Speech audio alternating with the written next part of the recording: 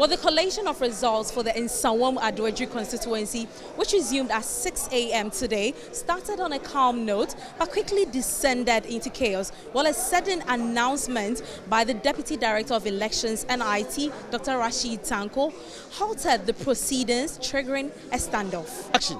So on what basis is he going to say that they say he should continue and the others will stop? Is it not the same thing? We are doing the same thing. It's an emergency IPAC meeting. It must stop. This process must halt.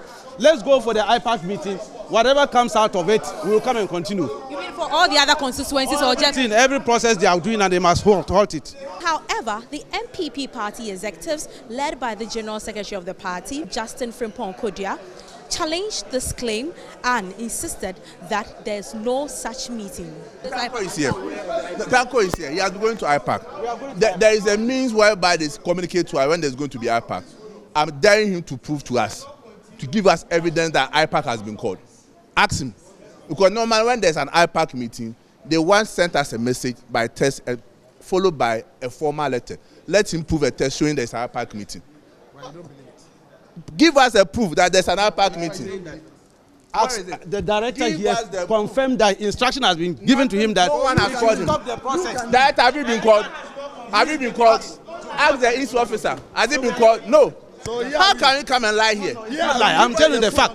The fact is, I'm telling General, I'm telling you the fact that there's an emergency IPAC meeting to be held this morning. When there's an IPAC meeting, they communicate to us. Then you will find out from this. MPP, no one has communicated to me. So the tension escalated when the NDC's Director of Legal Affairs, Eduji Tamaklo, arrived at the scene to disclose that the party had applied for an injunction, arguing that the process could not proceed under such circumstances. To restrain the Electoral Commission from doing what they are doing.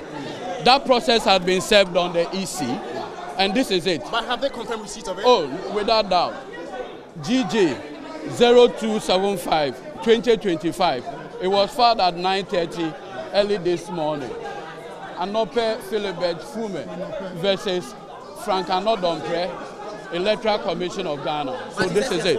Who? No, it's not to be. But he's an inferior officer. If I serve them, the court will not even take me serious. I have served the head. No, I have served the head office, and he has to stop. We have brought it to his notice. But does that affect the three that were declared yesterday? Which one?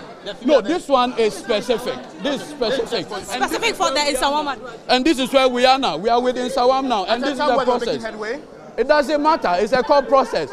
I'm sure somebody like Afenyo-Markin will not disagree. He knows what he did with the Speaker of Parliament, with injunctions and all of those things. And that is exactly what we have done. Yes. We have served the Electoral Commission. Moments later, chaos erupted as the NDC also refused to allow the process to continue, while party members and the EC officials were seen in heated arguments, forcing an abrupt suspension of the process. MPP candidates for Nsawam-Adwedri constituency, Frank Anodompre, expressed his frustration. It's the first time I'm going through such an experience. Tomorrow will be a week since we had elections, and still the results have not been called. It's not good enough. And if you look at happenings between the parties and the EC, one can say that it's a self-inflicted wound, because the CI gives the EC the mandate to give copies of results to the parties, and then the EC has the original copy. Yeah.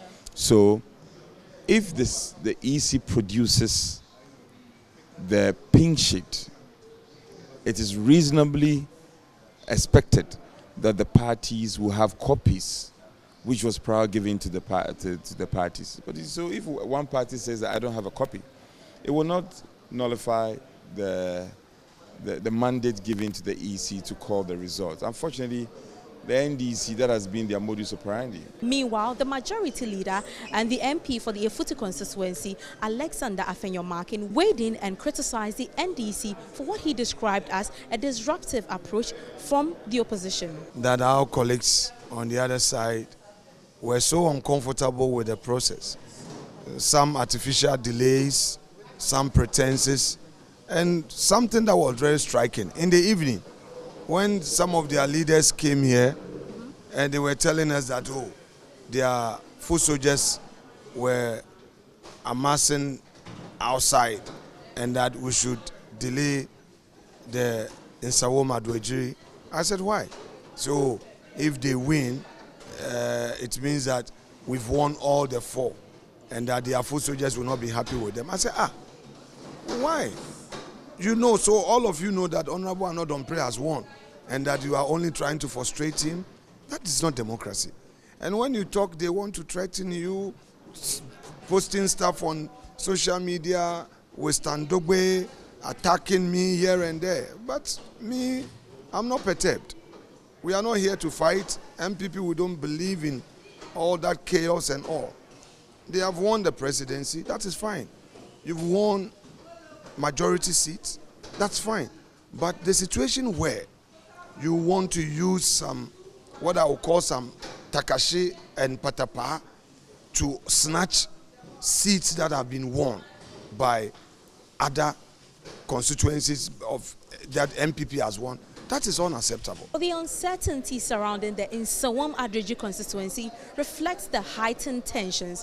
While party agents and election officials await the next steps, the eyes of the nation remain on the constituency, hoping for a resolution that upholds the integrity of the electoral process. Reporting for Joy News, I'm Jacqueline Ansama Yaboa.